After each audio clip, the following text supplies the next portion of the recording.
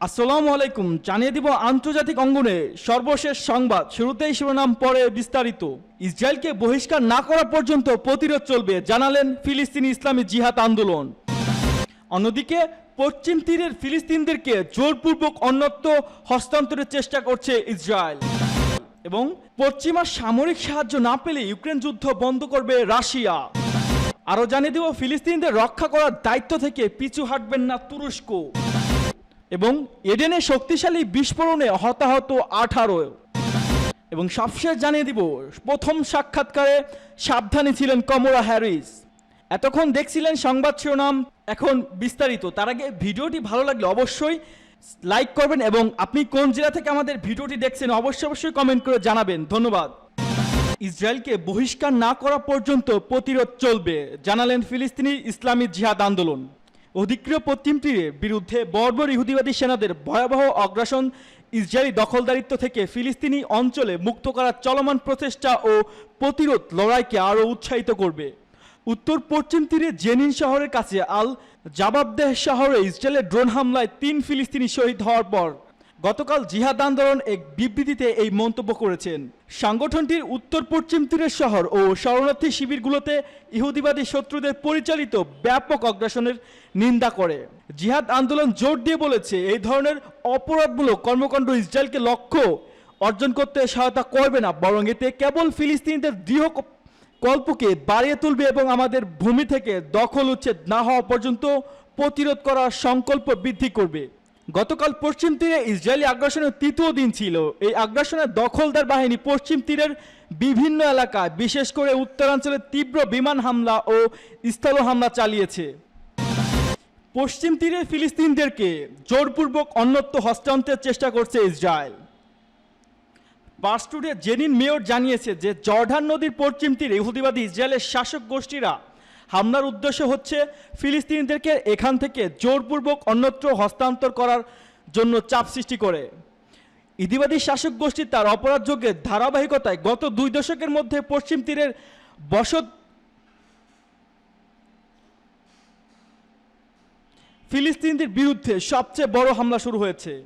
এই হামলায় মূলত জেনিন এবং এর আশপাশের শহর এবং জেনিনের শরণার্থী শিবির, তুলকারম শহর এবং নূর শামস শরণার্থী শিবির, জর্ডান নদীর উপত্যকার উত্তরে আল ফারহার শরণার্থী শিবির এবং নাবলুস শহরে ফিলিস্তিনিদের লক্ষ্য করে চালানো হচ্ছে। পার্সটুডের রিপোর্ট এবং আল জাজিরার উদ্ধৃত অনুসারে জেনিন মেয়র নিদাল ওবি বলেছেন, ইহুদিবাদী দখলদার বাহিনী তাদের আন্তর্জাতিক সমর্থকদের সহযোগিতা পশ্চিম তীরে ফিলিস্তিনি জনগণের বিরুদ্ধে তাদের অভিযান এবং অপরাধযোগ্যের মাত্রা তীব্রতর করতে চাইছে।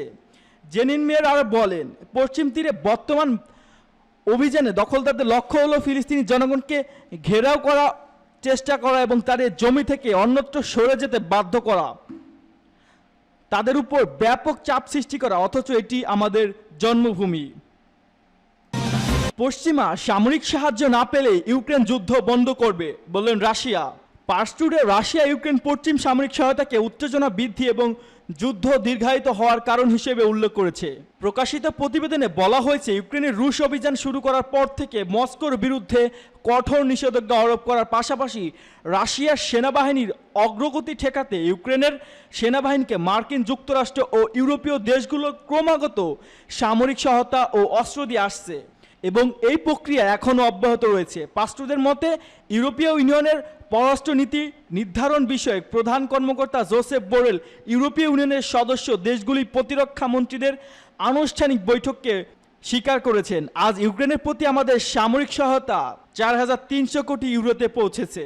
এ প্রসঙ্গে জাতিসংঘের রাশিয়া উপপ্রতিনিধি দিমিত্রি পলিনিয়াস্কো ঘোষণা করেছেন, ইউক্রেনের প্রতি মার্কিন যুক্তরাষ্ট্র ও ইউরোপীয় দেশগুলো অস্ত্র ও সামরিক সহায়তা যুদ্ধকে দীর্ঘায়িত করছে এবং এ সহায়তা না পেলে ইউক্রেন অনেক আগে যুদ্ধ বন্ধ করে দিত।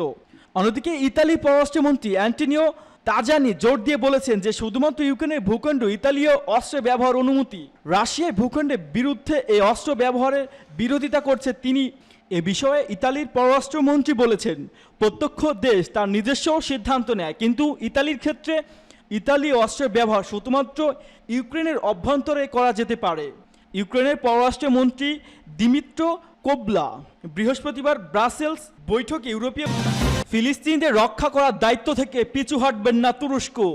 তুরস্কের প্রেসিডেন্ট রিসেপ তাইপ এরদোগান বলেছেন, ইসরায়েলি দখলদারিত্ব থেকে ফিলিস্তিনিদের রক্ষা করার দায়িত্ব থেকে পিছু হটবেন না তুরস্ক। দেশটির স্থাপিত এবং প্রথম প্রেসিডেন্ট মোস্তফা কামাল আতাতুর্ক সহ পূর্বপুরুষদের কাছে ফিলিস্তিনি সম্পর্ক ছিল সবকিছুর ঊর্ধ্বে। একই সঙ্গে ফিলিস্তিনি রাষ্ট্র প্রতিষ্ঠার সার্বভৌমত্ব এবং আঞ্চলিক অখণ্ডতা রক্ষা করার জন্য তুরস্কের প্রতিশ্রুতি জারি থাকার ঘোষণা দেন তিনি।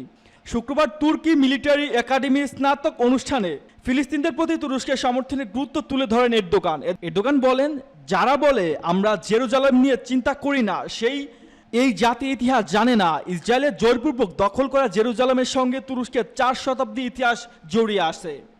অটোমান সাম্রাজ্য দীর্ঘ কয়েক বছর তুরস্কের অধীন ছিল জেরুসালেম সহ আরও বিশ্বের বিস্তীর্ণ অঞ্চল। তুর্কি রাষ্ট্রপ্রধান আরও বলেন, আমরা জেরুজালেম থেকে আমাদের মুখ ফিরিয়ে নিতে পারি না। ইস্তাম্বুল এবং জেরুজালেমকে আলাদা করতে পারে। 1967 সালে আরব ইসরায়েলের যুদ্ধে ফিলিস্তিনি পূর্ব জেরুজালেম দখল করে নেয় ইসরায়েল। এরপর 1980 সাল পুরো জেরুজালেম দখল করে নেয় তারা।